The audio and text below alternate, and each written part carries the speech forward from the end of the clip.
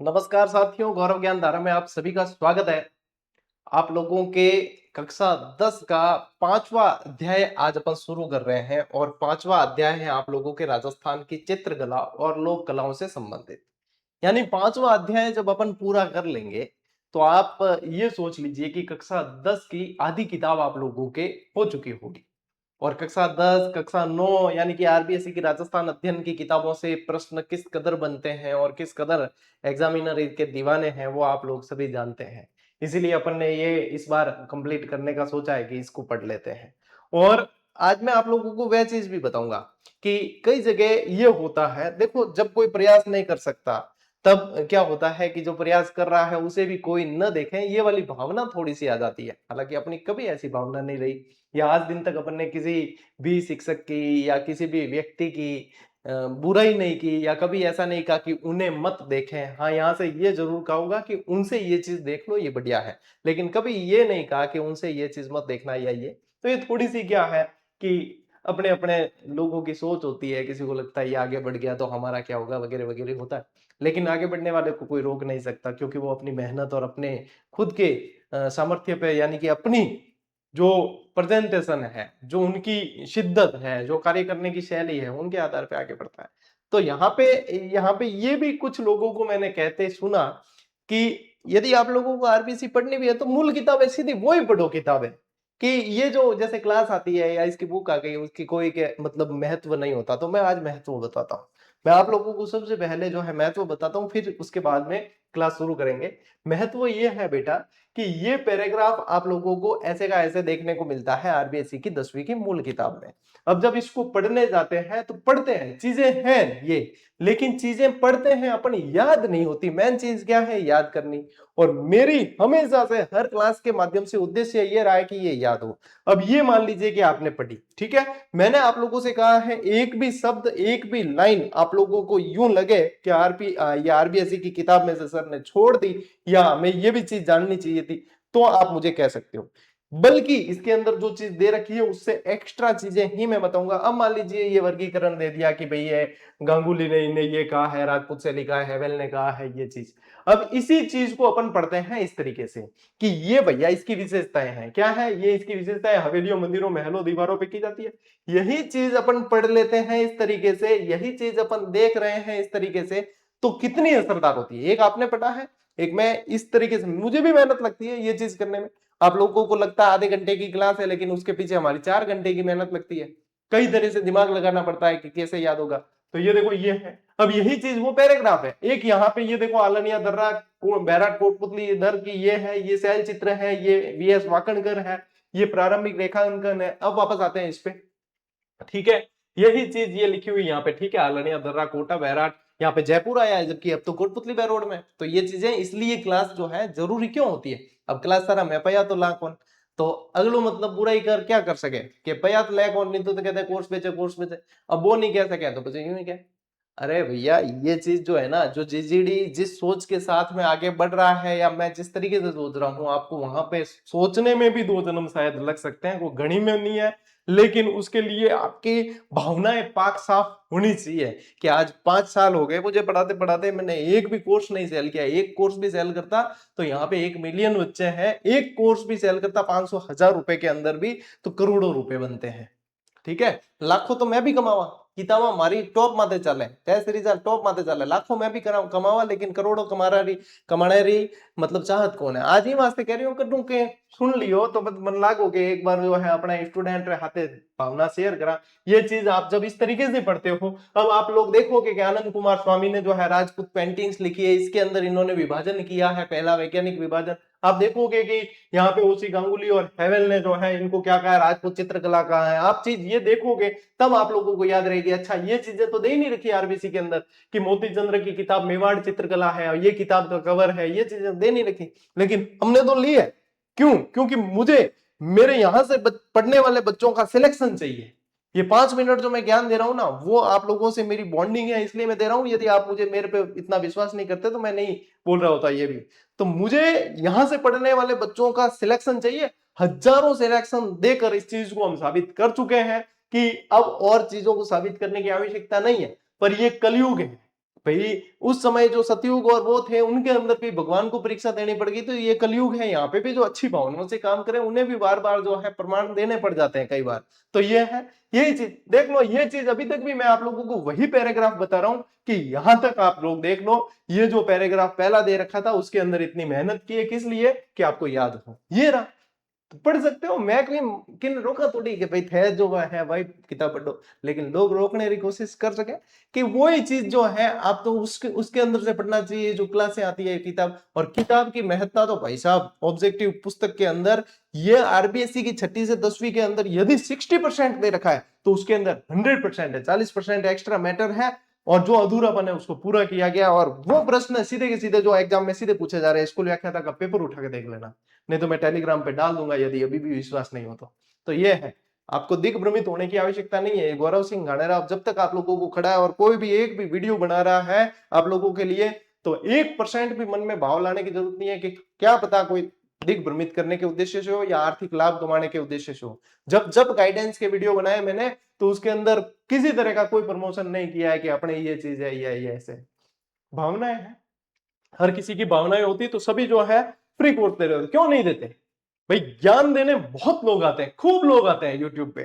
कि ये इस तरीके से होना चाहिए, फलाने फलानी चीजें हैं, फलानी पुस्तकें भी सजेस्ट कर लेते हैं क्योंकि प्रमोशन की रकम आ जाती है। लेकिन मेन उद्देश्य ये है कि हजारों रुपए के कोर्स क्यों बेचे जा रहे हैं, आप फ्री आकर पढ़ाओ, सीधा का सीधा फ्री पढ़ाओ ना, आप एक कोर्स तो फ्री कराओ, एक बैच फ्री कराओ कि आज मेरी तरफ से ये बैच फ्री है। फिर पता चले कि ऑडियंस देखती भी कितना है, कंटिन्यू देखती है, क्लासें कितना देखती है, कितना नहीं देखती है, और पता चले वैल्यू के हाँ वास्तव में कंटिन्यू यूट्यूब पे पढ़ाना और यूट्यूब पे कंटिन्यू देखना, ये हर किसी के नसीब में नहीं है कि हर किसी को जो है इतने कंटिन्यू व्यूज भी आए। तो वो चीज है। और भावना पहली बात तो कटुला है, हजारों रुपया जब फीस रहा है, बस मैं भी कह सका कि मेंटेनेंस मारो भी आवे, बोर वो सेम मेंटेनेंस सब रो आवे, तो क्यों नहीं पढ़ा। आज अपा कभी नहीं कहा कि भाई पेड कोर्स वाला गलत कर रहा है, आपा कहा कि उनकी जरूरतें हैं वो करते हैं। लेकिन जब अपन सही तरीके से चल रहे हैं उसके बाद में भी कोई अंगुली करे तो फिर लगता है क्या भाई अंगुली करनी है, बोलना है तो उस लेवल पे आओ, पहले जितना हमने करवा दिया, पूरे पूरे कोर्स हमने जितने करवा दिए उतने करवा दो, उसके बाद में बोलो, आप लेवल पे तो आओ। है यूं ऐसे देख के हम थोड़ी बात करेंगे, आओ लेवल पे, पहले पहले लेवल पे आओ, उसके बाद में कहो, उसके बाद में आप लोगों को अच्छे से जवाब दिया जाएगा, सामने बात होनी चाहिए ना। है ये चीज है। ऐसे भाई साहब बच्चों को दिग्भ्रमित करने की आवश्यकता नहीं है, क्योंकि यहां से उनके लिए दिन रात मेहनत की जाती है और हमारी भावनाएं बहुत पाक साफ है। ठीक है, ध्यान रखना। तो ये है भाई साहब, अब देख लो इसको कितना आसान बना दिया आप लोगों के लिए। चलो टाटा, ऐसी जा चलती रहे, क्योंकि वह कौन यदि फ्री कोर्स कराए पूरे पूरे कि हाँ ये है, उसके बाद में कहें तो अपन माने भी सही कि हाँ इन्होंने भी किया है भाई, करनो करानो की नहीं, बस ज्ञान देना है। तो एडी चीजा जो है नहीं करनी चाहिए, किन्हें भी ज्ञान देने वास्ते पहले चीज खुद करनी चाहिए, हाँ मैं भी कर चुकिया, बाद में मैं ज्ञान दे सका। ले खैर ये चीजें चलती रहती है, किसी को इनसिक्योरिटी फील होती है तो वो कह सकता है, बाकी किसी को क्या लेना देना। चलिए अपन क्या पढ़ रहे हैं, राजस्थान की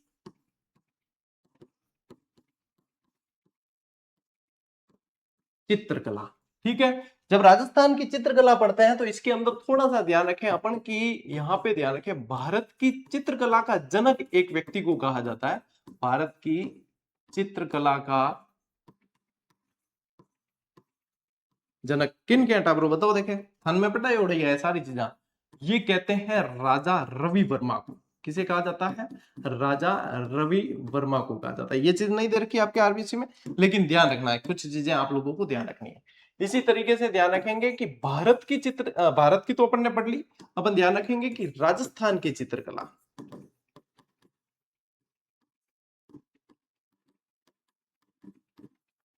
राजस्थान की चित्रकला का जनक कौन है बताओ, फटाफट दिमाग में आ जाना चाहिए, महाराणा, महाराणा कुंभा को कहा जाता है। अब ऐसा का ऐसा एक आधुनिक चित्रकार, यानी कि आधुनिक जो है आधुनिक चित्रकला, आधुनिक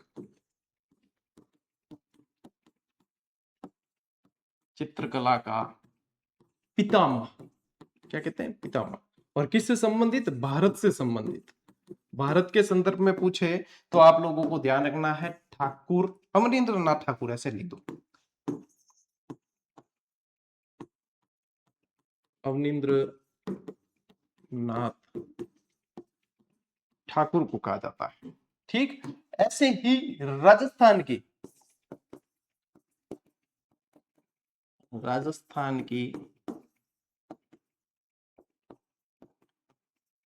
आधुनिक चित्रकला के जनक, ये किसी को याद है क्या? बताओ देखे। ये कहा जाता है मास्टर कुंदनलाल मिस्त्री।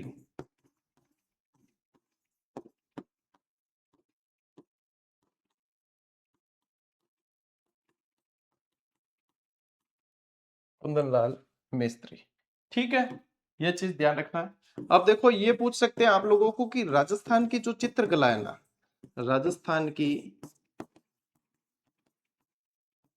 चित्रकला का स्वर्ण काल कौन सा टाइम पीरियड कहलाता है? तो ये है आप लोगों के 17वीं और 18वीं सदी का काल, सदी। और एक चीज याद रख लो, बोर्ड में जगह भी है तो बट लिख दा कि राजस्थान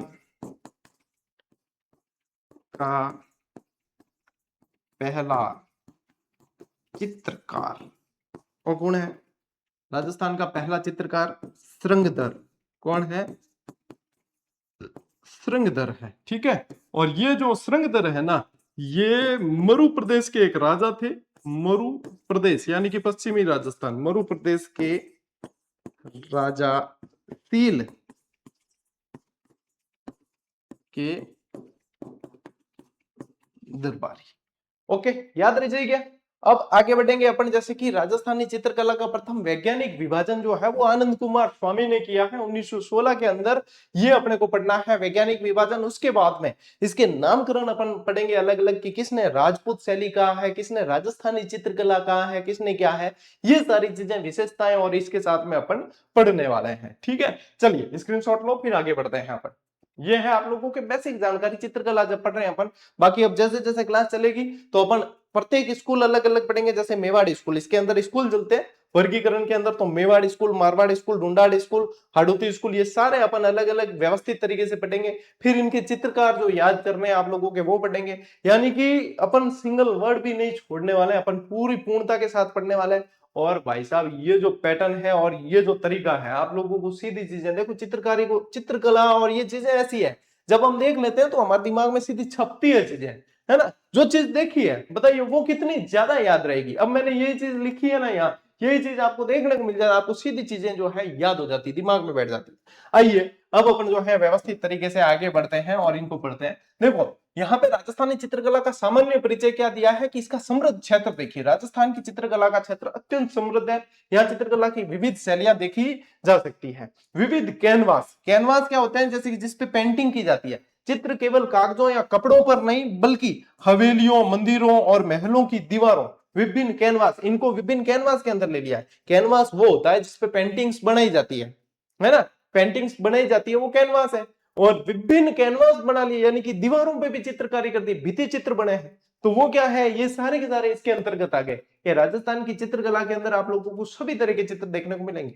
अच्छा, पहले जैसे आदि मानव वगैरह होते थे तो वो क्या करते थे? टाइम पास कौन, गुफाओं में बैठा तो भाटो लेर की इनकी बना लग जाएंगे, भैंस देखी भैंस बना दी, गाय देखी गाय बना दी।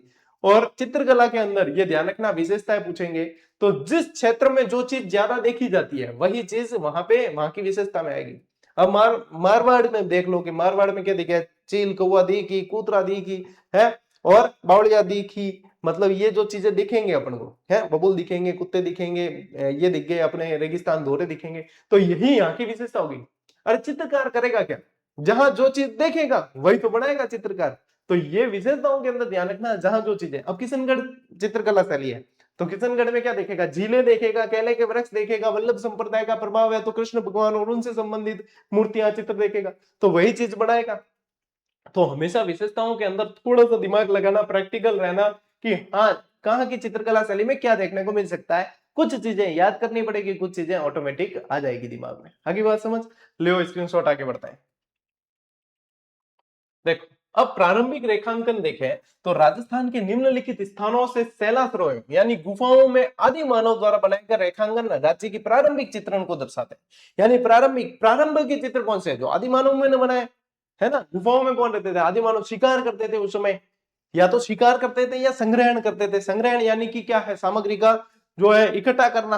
भाई पहले जीवन क्या था? ऐसा तो है नहीं कि मेरे को अंबानी बनना है, मेरे को बिजनेस करना है, ये सिर्फ जिंदा रहना है, जानवरों से बचना है, जानवरों को मार के खा जाना है, और ये है तो टाइम पास क्या है? अब सुबह शाम शिकार करने जावा, दिन में बैठा तो टाइम पास क्या है? तो पेंटिंग बना दी, शैलाश्रय। यहाँ पे गुफाओं के अंदर जो है शैल चित्र में देखने को मिले। राजस्थान में कहां से देखने को मिले हैं, ये चीज पूछते हैं। तो राजस्थान में देखो, एक तो आलनिया दर्रा कोटा के अंदर देखने को मिलते हैं, ये देख लो शैल चित्र, या क्या है, चट्टान पे बने हुए चित्र हैं, आदिवासी ने बना दिए ये। उसके बाद में बैराट कोटपुतली बहरोड के अंदर मिलता है।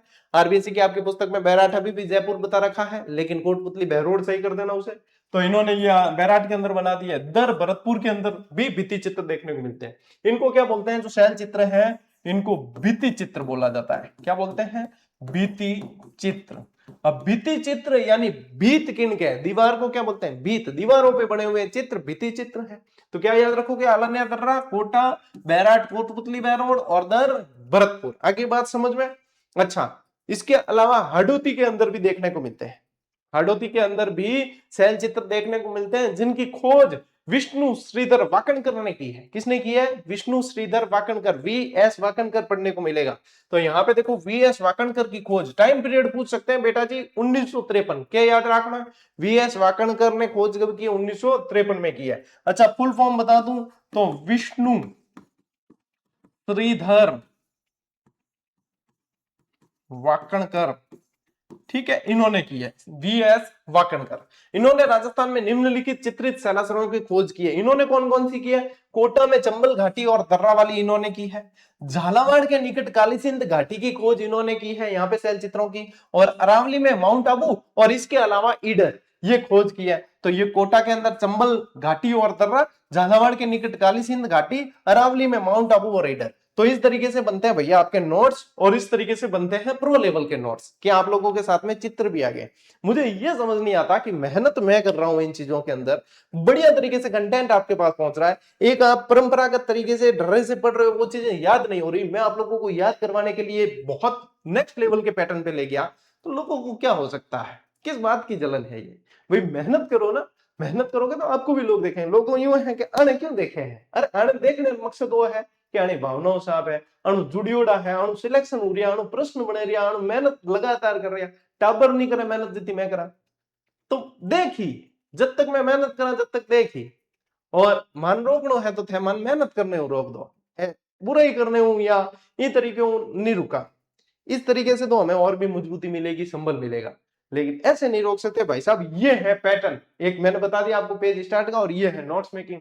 अब ये देख लो और वो देख लो, आपको लगेगा कि हाँ ये चीजें, ये पढ़ने वाले बच्चे कहाँ स्टैंड करेंगे और वो पढ़ने वाले सेम चीज है। मैं कह रहा हूँ सेम है चीज, लेकिन स्टैंड कहाँ करेंगे बच्चे पढ़ के? क्योंकि चीजें यहाँ होनी चाहिए, ठीक है, यहाँ पे बैठनी चाहिए। ले स्क्रीनशॉट।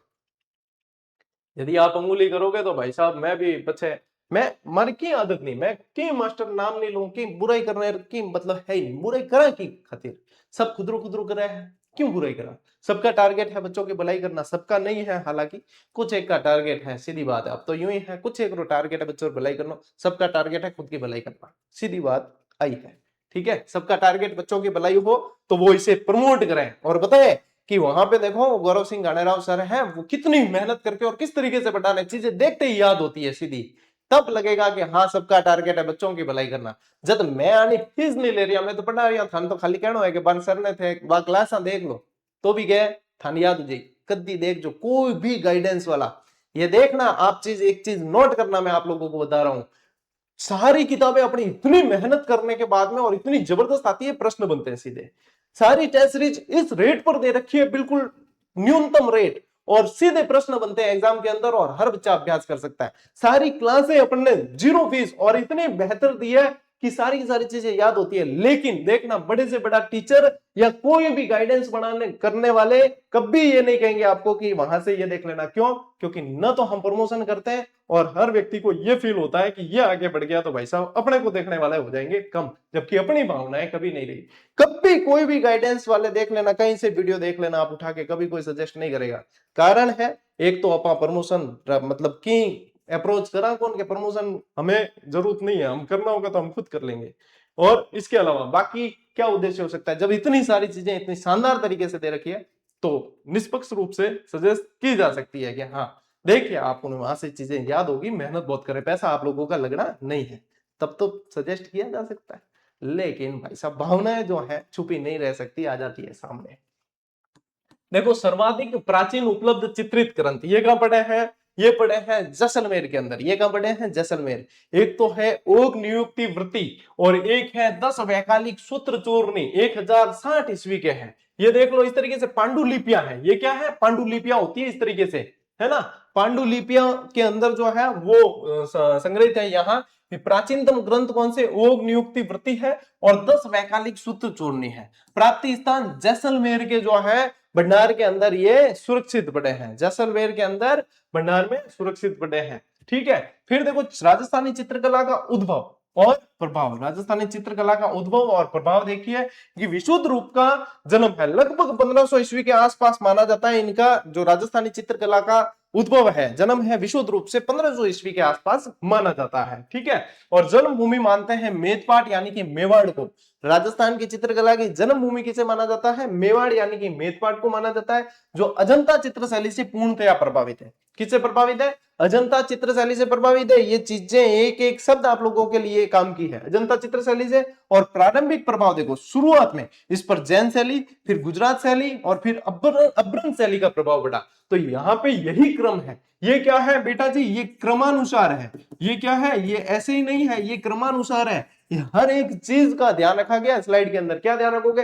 पहले जैन शैली, फिर आप लोगों को ध्यान रखना गुजरात शैली, फिर अभ्रंश शैली और फिर मुगल चित्रकला। इनका प्रभाव कंटिन्यू पड़ा है राजस्थान की चित्रकला शैली पे। उत्तरकालीन प्रभाव किसका पड़ा है? मुगल चित्रकला शैली का पड़ा है। और उसके बाद में आ जाती है फॉरेन पेंटिंग, यानी कि विदेशियों का प्रभाव पड़ा है। अलवर में बहुत देखने को मिलता है विदेशियों का प्रभाव, है ना।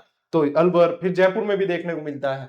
तो यहां ध्यान रखोगे ये क्रम है जैन, गुजरात, अभ्रंश और मुगल। ठीक है। तो ये जो है आप लोगों को ध्यान रखना है। ठीक है ना। तो ये ध्यान रखना, ये क्रम रहा है। देखो जैन चित्रशैली के अंदर क्या है? जैन तीर्थंकर देखने को मिलेंगे। गुजरात शैली के अंदर फिर अभ्रंश शैली और उसके बाद में मुगल चित्रकला शैली। इस तरीके से आप लोगों को ये याद रखना है। चीजें ऐसे ही बैठेगी, नहीं तो अपन स्किप कर देते हैं, सीधा लिखा मिलता है स्किप करते हैं, ये चीजें दिमाग में ऐसे ही बैठेगी। ठीक है। लो स्क्रीनशॉट।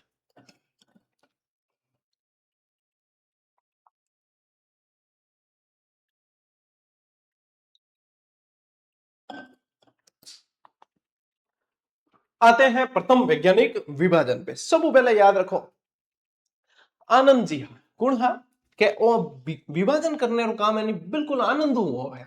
क्या आनंद क्या हुआ? कि आनंद कुमार स्वामी करियो है। प्रथम वैज्ञानिक विभाजन 1916 के अंदर आनंद कुमार स्वामी ने किया है। 1916 में आनंद कुमार स्वामी और राजपूत पेंटिंग्स इनकी पुस्तक थी, उसके अंदर ये इन्होंने किया। आनंद कुमार स्वामी ने राजपूत पेंटिंग्स इनकी पुस्तक थी, उसके अंदर किया है। ये पुस्तकों के साथ में कवर के साथ आप लोगों को क्लास कहीं देखने को नहीं मिलेगी। किसी ने भी चित्रकला पढ़ाई हो भले इस तरीके से आज तक किसी ने नहीं पढ़ाई है। देखो राजपूत चित्रकला ये नाम किसने दिया है? राजपूत चित्रकला नाम देने वाले विद्वान है आनंद कुमार स्वामी, ओसी गांगुली और हेवल। किसने दिया है? आनंद कुमार स्वामी, ओसी गांगुली और हेवल। इन्होंने नाम दिया है इस चित्रकला को राजपूत चित्रकला। क्या नाम दिया है? राजपूत चित्रकला। ये राजपूत पेंटिंग्स अलग है, राजपूत चित्रकला अलग है। इन्होंने राजपूत चित्रकला नाम दिया है।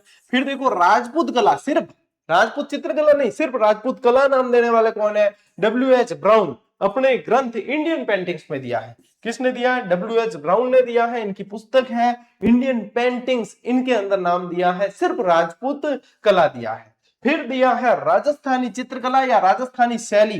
राजस्थानी चित्रकला या राजस्थानी शैली ये नाम किसने दिया है? ये दिया है राय कृष्ण दास ने। उपयुक्त मत देखे, इनका खंडन किया और राजस्थानी चित्रकला या राजस्थानी शैली दिया है किसने? राय कृष्ण दास ने नाम दिया है। और ये आप लोगों को ध्यान रखना है विद इनकी बुक ये ध्यान रखना है। पुस्तक सहित ध्यान रखना है कि आनंद कुमार स्वामी की पुस्तक कौन सी थी, राजपूत पेंटिंग्स। यहाँ पे फिर इनका जो है राजपूत चित्रकला का समर्थन कौन किस किसने किया, आनंद कुमार स्वामी ने, ओशी गांगुली और हेवेल ने किया है। सिर्फ राजपूत कला का किसने किया है, ब्राउन ने किया, डब्ल्यू.एस. ब्राउन ने इंडियन पेंटिंग्स नाम की पुस्तक के अंदर किया है। और फिर राय कृष्ण दास ने क्या कहा है कि राजस्थानी चित्रकला या राजस्थानी शैली कहा है। ये चीजें पूछते हैं और ये चीजें ऐसी कैसे लाइन मिलेगी आपको, ठीक है। लो स्क्रीनशॉट, आगे बढ़ते हैं फिर।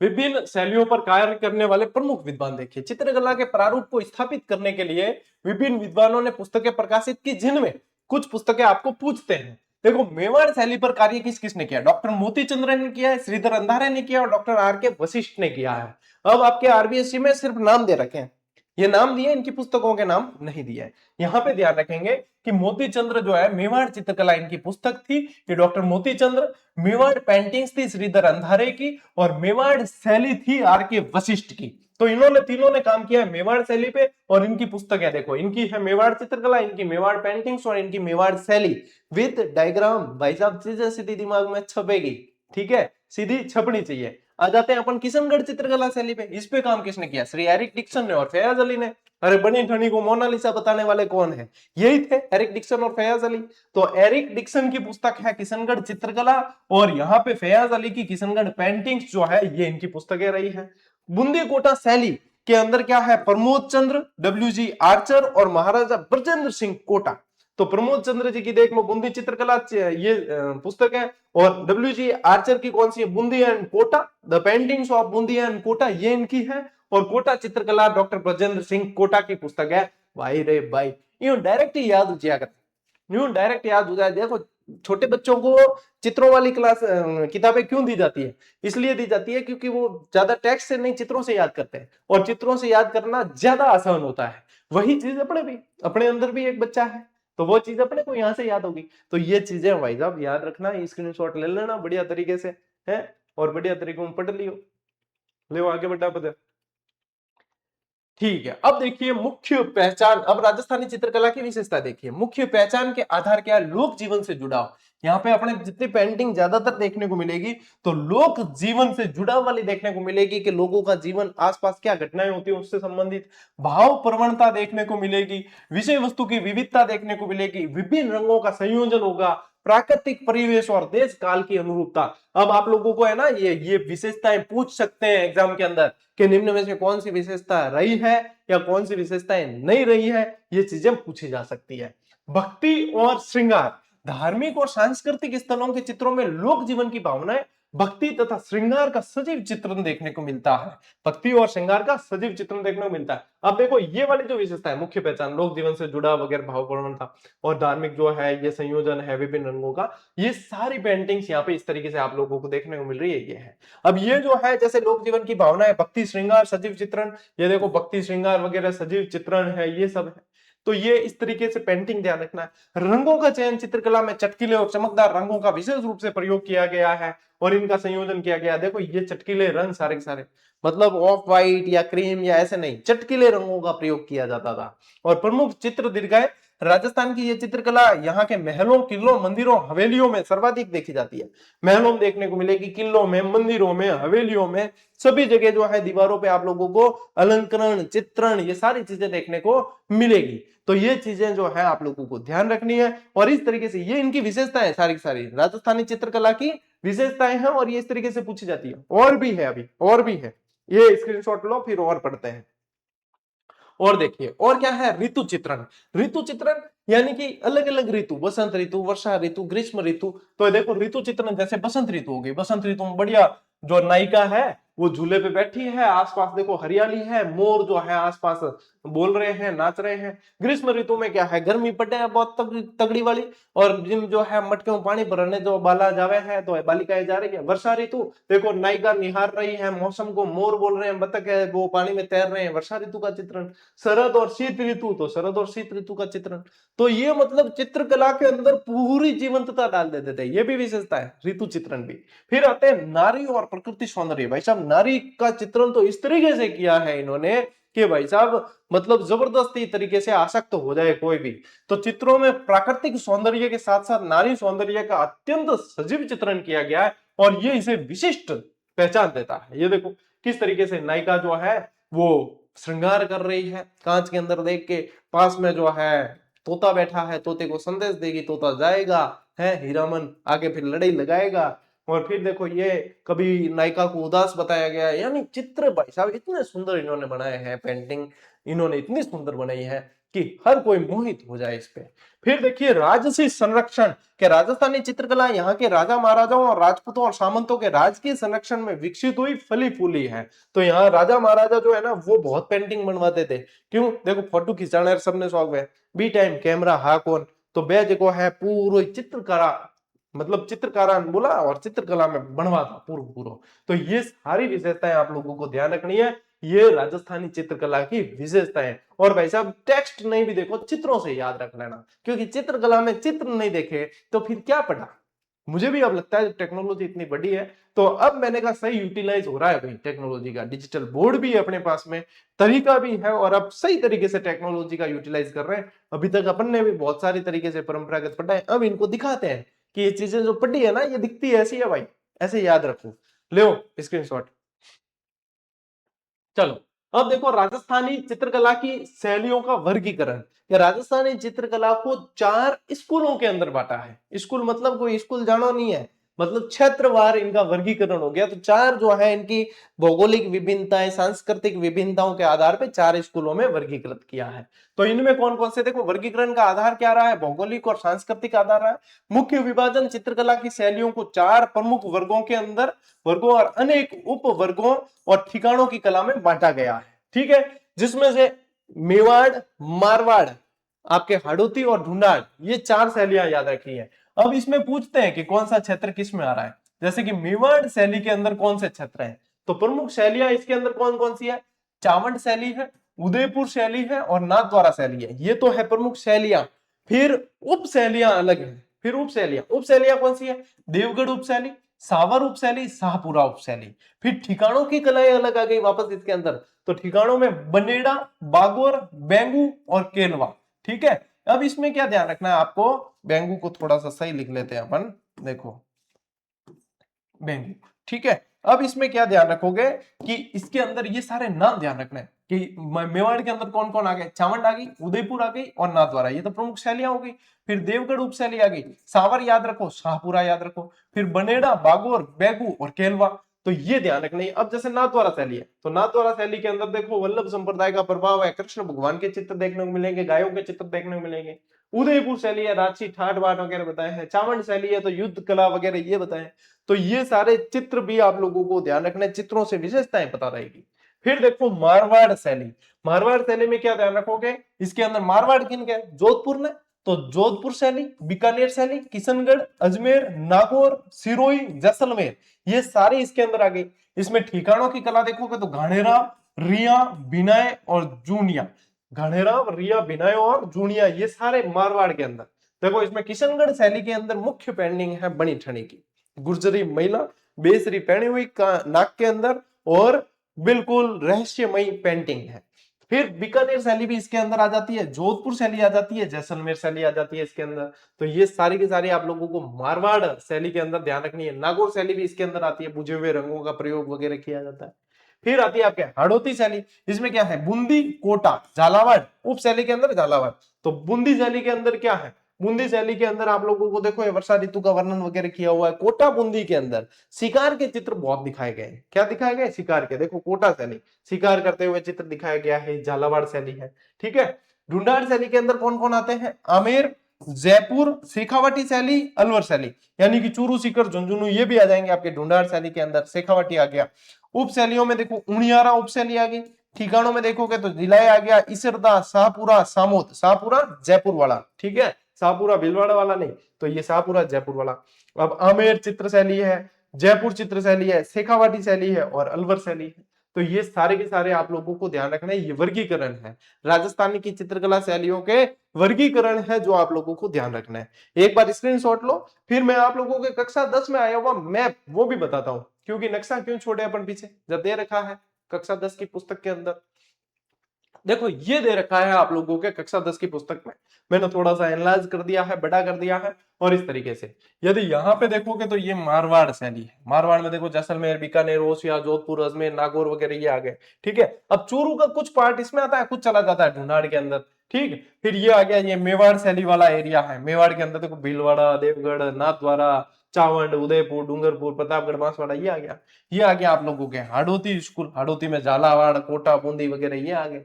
ठीक है, फिर आ जाता है ये आप लोगों के ढूंढाड़ स्कूल, ये वाला आप लोगों के ढूंढाड़ स्कूल आ गया, ढूंढाड़। ठीक, तो ये अब इसी को मैंने क्या किया, टेक्नोलॉजी के माध्यम से मैंने कहा कि भाई इसको थोड़ा सा अपन जो है अलग अलग वर्गीकृत कर देते हैं। हालांकि थोड़ी सी बॉर्डर लाइन गड़बड़ है इसके अंदर, लेकिन इसीलिए मैंने दोनों मैप ले लिए। तो उसमें ध्यान रखना, चूरू जो है जैसे मारवाड़ के अंदर आ जाएगा, चूरू का कुछ भाग मारवाड़ के अंदर आ जाता है, कुछ इधर चला जाता है। ठीक है, ये थोड़ा सा जो है आपने को देखना पड़ेगा।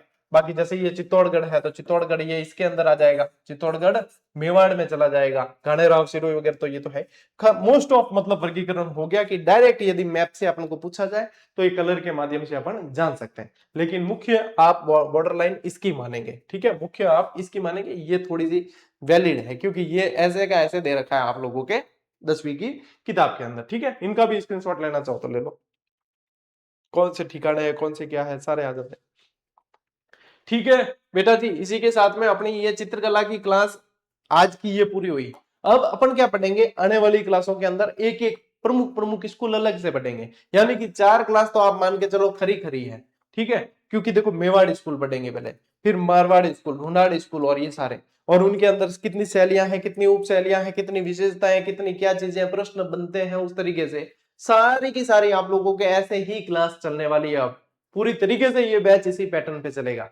और आज आप लोगों को मैंने एक फोटो डाल के बताया भी कि कॉम्बिनेशन कैसे रहना चाहिए। जैसे ही क्लास देखी है और इस पुस्तक के अंदर आप लोगों को जो दे रखे हैं ऑब्जेक्टिव प्रश्न वो देखिए, और पुस्तकें सभी जगह उपलब्ध अब हो चुकी है। ये स्टॉक स्टार्ट में काफी शॉर्ट रहे, अब हमने पूरी तरीके से स्टॉक उपलब्ध करवा दिया है। आप लीजिए, पाठ्य सामग्री में ये शामिल होने चाहिए। ठीक है, हाँ, और जिसको भाई साहब थोड़ी बहुत भी यदि जलन होगी या कुछ, तो वही इसको मतलब कह सकता है कि भाई साहब इसमें, बाकी जिसको भी थोड़ी भी विद्यार्थियों के मतलब हित की चिंता है कि हाँ वह इसे जरूर सजेस्ट करेगा, क्योंकि इसके अंदर भाई इतनी मेहनत है। और वह खुद देखेंगे, यदि कोई विद्वान है यदि देखते हैं वो खुद देखेंगे कि भाई 10वीं की किताब में जो नहीं दे रखा वो भी इन्होंने दिया है, और 10वीं में है वो तो इन्होंने कुछ छोड़ा ही नहीं। और दिया कैसे, प्रश्नों के माध्यम से, तो सीधे ही बच्चों को हेल्प है कि प्रश्न कैसे बनते हैं, वो सीधी की सीधी सारी चीजें, और एक्स्ट्रा पीवाईक्यूज भी दे दिए परीक्षा दृष्टि के माध्यम से, सारी चीजें, मतलब कंप्लीट पैकेज बनाया है इसको।